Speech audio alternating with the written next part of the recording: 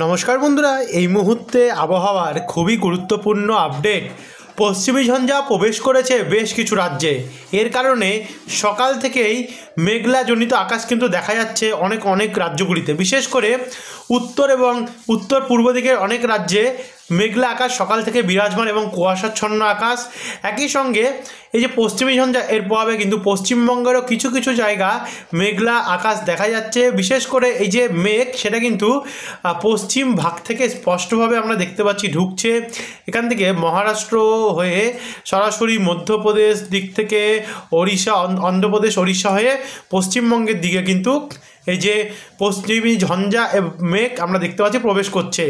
আর এদিকে বর্তমানে যেটা আরেকটা পশ্চিমী ঝঞ্ঝা আছে, এর প্রভাবে কিন্তু আমরা দেখতে পাচ্ছি দিল্লি, বরেলি, আগ্রা, ঝাঁসি, এলাহাবাদ, পাটনা সমেত ফাজিয়াবাদ, বরেলি, লখনৌ, এই দিকগুলোতেও ব্যাপক পরিমাণে মেঘলা আকাশ কিন্তু রয়েছে এবং এখন অবধি মেঘলা রয়েছে, অর্থাৎ অন্ধকারজনিত কিন্তু পরিস্থিতি আমরা দেখতে পাচ্ছি এই সমস্ত জায়গায়। সূর্যের দেখা নেই বললেই চলে।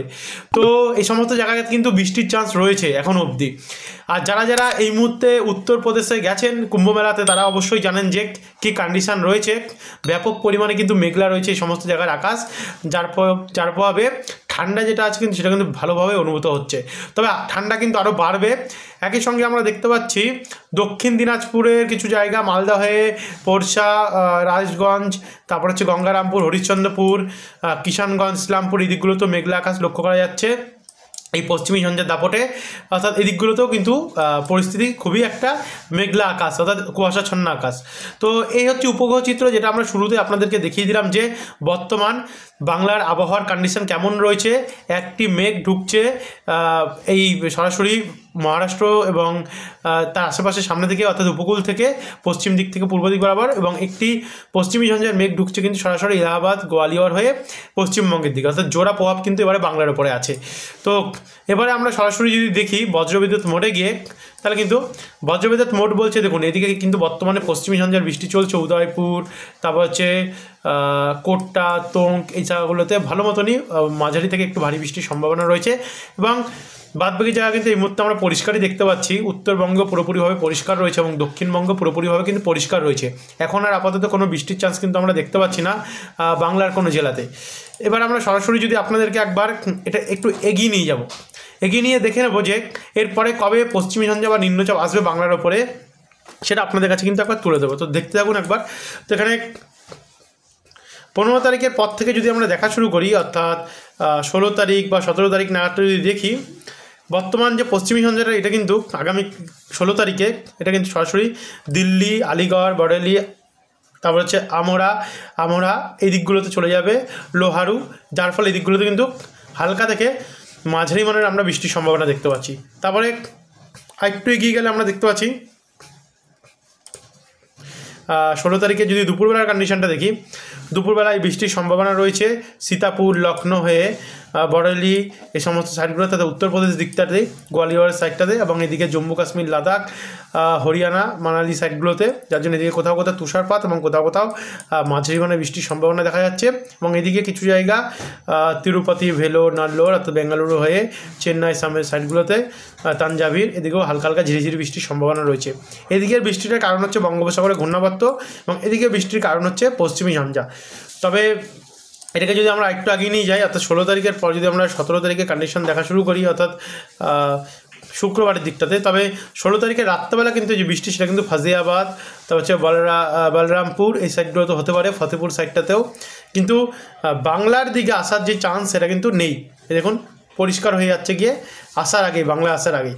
তারপরে শনিবার 18 তারিখের কন্ডিশনটা যদি আমরা ফলো করি, 18 তারিখে কোনো ঝঞ্ঝা নেই। আমরা কিন্তু শুরু করছি ঝঞ্ঝা দিয়ে, যেহেতু আমাদের চ্যানেলে বিশেষ করে বেশ করে থাকে কোনো পশ্চিমী ঝঞ্ঝা, কোনো নিম্নচাপ, তার জন্য কিন্তু আমরা আপনাদেরকে সবার প্রথমে ঝঞ্ঝা এবং নিম্নচাপের ঘূর্ণাবর্তের ব্যাপারগুলো দেখিয়ে দিচ্ছি। তো এরপরে আমরা দেখাবো আপনাদেরকে তাপমাত্রা মডেল এবং উপগ্রহ মেঘবেলা মডেল।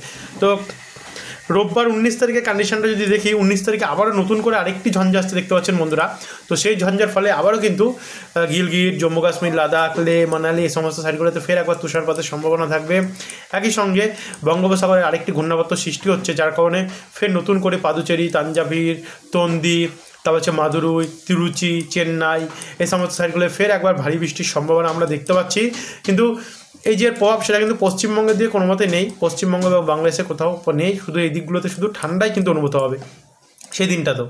তো আরেকটু এগিয়ে গিয়ে রাত্রেবেলার কন্ডিশনটা যদি আমরা দেখি, এই বৃষ্টি মোটামুটি পশ্চিমী ঝঞ্ঝার যে প্রভাবটা সেটা কিন্তু ওই দিকে মানে কেটে যাচ্ছে গিয়ে, চীনের দিকে কিছুটা হয়ে কেটে যাচ্ছে গিয়ে, যেটা পরবর্তীকালে উত্তরপ্রদেশ দিকেও কিছুটা আসবেও না, আসতেও পারবে না।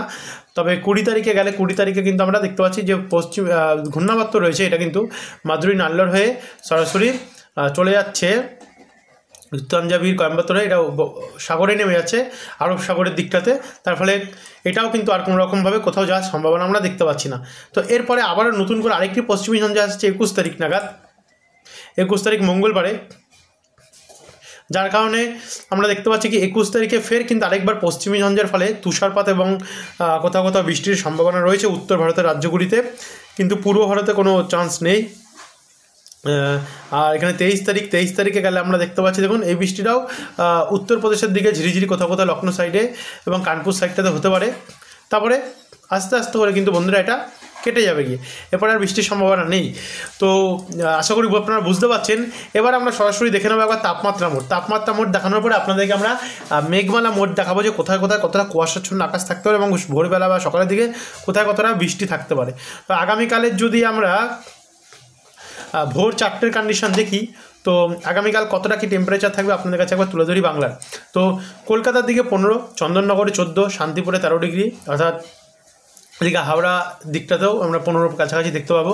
সঙ্গে বর্ধমান, বাঁকুড়া, পুরুলিয়া, বাঁকুড়া এবং বর্ধমান 12 করে থাকবে ডিগ্রি, পুরুলিয়াতে কিন্তু 11 ডিগ্রি থাকবে। খড়গপুর, পশ্চিম মেদিনীপুর, পূর্ব মেদিনীপুরে 13 থেকে 12-র মধ্যে টেম্পারেচার থাকবে। এদিকে ঝাড়গ্রামে 13 ডিগ্রি টেম্পারেচারের মধ্যে আমরা দেখতে পাচ্ছি। নলহাটি দিকটাতে 12 এবং মুর্শিদাবাদ, বীরভূম, বহরমপুর এই সমস্ত সাইডগুলোতে 14 থেকে 13-র মধ্যে থাকতে পারে, 12 থেকে 14-র মধ্যে থাকতে পারে।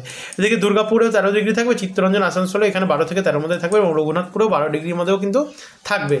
উত্তরবঙ্গ কন্ডিশনটা তেমনই একই, 14-12-র মধ্যেই আমরা বাংলার কন্ডিশন দেখতে পাচ্ছি। দার্জিলিংয়ে তো প্রায় 8 ডিগ্রি নামবে, কোথাও কোথাও তুষারপাতের সম্ভাবনা রয়েছে। এই দিকটা যদি আপনাদেরকে আবার টেম্পারেচারটা দেখাই, 3 ডিগ্রিতে দেখতে পাচ্ছেন নামবে এই সমস্ত সাইডগুলোতে, আর কোথাও কোথাও তো মাইনাসে সিকিম সাইডটাতে চলে যাচ্ছে, যার ফলে এই দিকটাতে ব্যাপক পরিমাণে তুষারপাতের সম্ভাবনা আমরা দেখতে পাচ্ছি।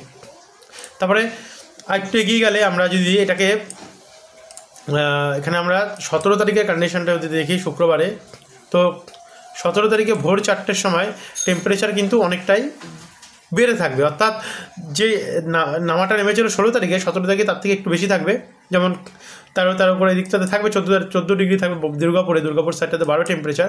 একই সঙ্গে কলকাতার দিকে কিন্তু টেম্পারেচার বাড়বে কোথাও কোথাও, কলকাতা নিউটাউন এখানে 16 থেকে 15-র মধ্যে থাকবে এবং ব্যারাকপুর আশেপাশে 14-15-র মধ্যে থাকবে এবং উপকূলেও সেম কন্ডিশন, এবং বাংলাদেশের রংপুর, রাজশাহী, ঢাকা, ময়মনসিংহ, কালাই এই দিকগুলোতেও কিন্তু টেম্পারেচার অনেকটাই হালকা কিছুটা বাড়বে।